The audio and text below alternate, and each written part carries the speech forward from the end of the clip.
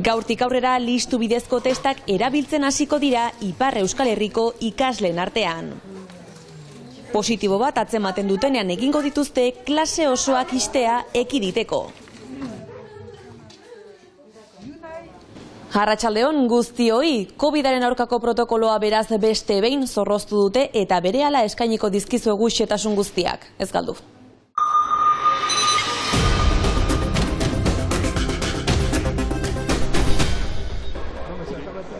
Panpiladus pilotarioia zendu da 66 urte zituela.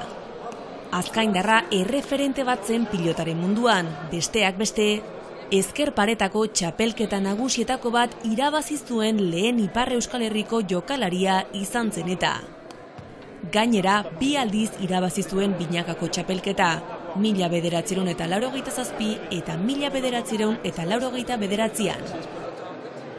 Haren omenez, meza bat egingo dute hurrengo astelenean, abenduak 6 goizeko 10:00 Donibane Loizunen.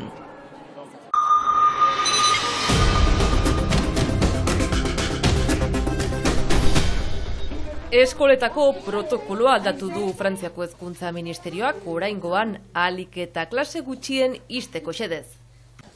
Aldaketa klaseak ez ixteko helburuarekin iritsi da, orain arte positibo bat atzematen zenean klase guztia ixten zen, orain ordea listu bidezko test hauek biderkatuko dira. Orain aldaketa nagusia kokatzen da beraz kasu kontaktuaren trataeran. Hemen digoiti, beraz kasu kontaktuak diren ikasleentzat behar dute lehen egunean testatu. Emaitza negatibo horrekin kolegiora itzultzen dira eta egunero beraz protokolo indartsu batekin egoten aldute. Biztanera goizero temperatura hartuz, etxean sintomoak horbidetik zainduz. Kontaktu zuzenak izan da ere, negatiboak baldin badira itzuli daitezke beraz, hori bai testak areagotuta, baina protokoloa oroar arinagoa da. Egoera okertuz joiten da eta protokolo sanarioa orokorki arintzen da. Eta beraz gu ikasleekin, lankideekin beharko ginuke hori azaldu, baina logikoa ez da argia. Bidezko testak egitea, baina oroar ongi hartu dute ikasleek. Bestea soberamin egiten duelako, eta hau ez gu... Erresagoa eta hori pasatzen da? Ba, irsazen, Tua butatu dugu pote batean, eta bon. Baginuen po bat eta tua botatu behar ginuen barnean. Uste dut hori dela helburua eta erakaskuntza presentzial moduan bermatzea.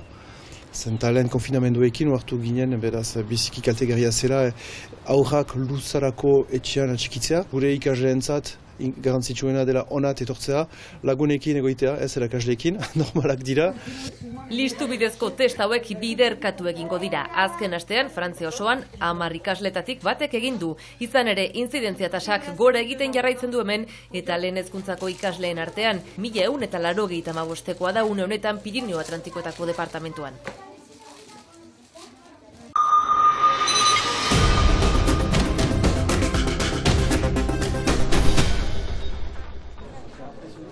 Itzordua hainbat aldiz atzeratu ondotik, Lurzaindiako presidentea eta Arbonako auzapeza aurrez aurre aurkitu dira Baionako epaitegian. Gertakari honen jatorria 2018an aurki dezakegu. Lurzaindiak orduan salatu baitzuen Arbonako herriko etxeak laborantzarako lurrak 50 aldiz garestiago erosi izana bertan etxe bizitzak eraikitzeko. Hitz hauen aurrean auzapezak difamazioagatik salaketa jarri zuen. Les chiffres donnés dans le tract sont faux et j'ai prouvé. Lurzaindiak aurkeztutako zenbakiak gezurra dira eta hori frogatu dut, dio. Nire ikuspuntutik salaketa hau jartzea zen irtenbide bakarra, nire aurkako hitz horiek eteteko. Eh bien, pour moi, c'était la solution pour faire arrêter tous ces tracts, pour faire arrêter cette atteinte aux mères et cette violence. Auzia baino lehen, 100 bat pertsona elkartu dira epaitegiaren aurrean Lurzaindiako presidenteari haien babesa adierazteko.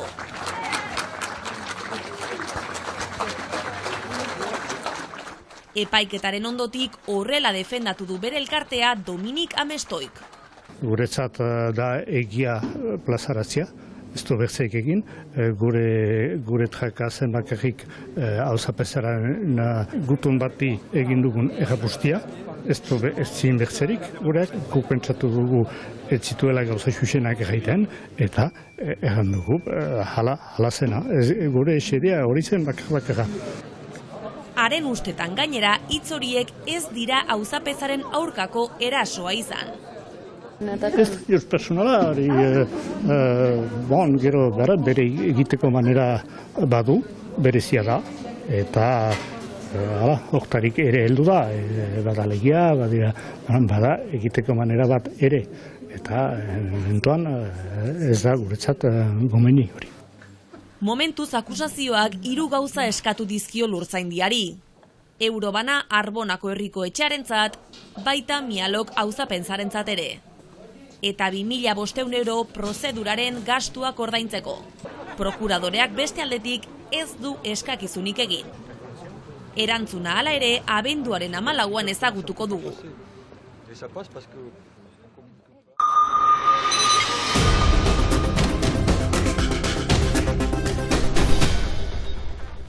Luis eta bere lagunak Bañolet herrian handitzen dira. Populu zapalduek berriki berkonkistatu duten herriuntan, urtero zeremonia berezi bat prestatzen dute aurrek. Haurtzarotik heldutasunera pasatzeko egun handia hurbiltzen da. Hauxe da Bañolet telesailaren nondik norakoa. Maia Iribarnek eta Pascal Irigoienek sortutakoa Durangoko azokako 3. sormen bekari esker. Jadanik hasia ginen pentsatzen lehenagotik Durangoko sari hori irabazia intzin.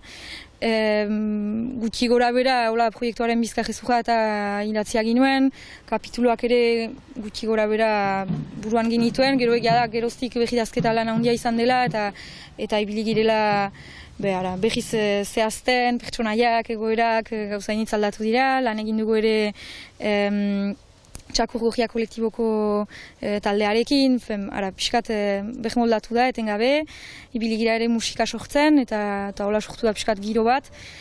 Abenduaren 5ean aurkeztuko dute irudienean, iazko azokan eman zen lan irabazlea.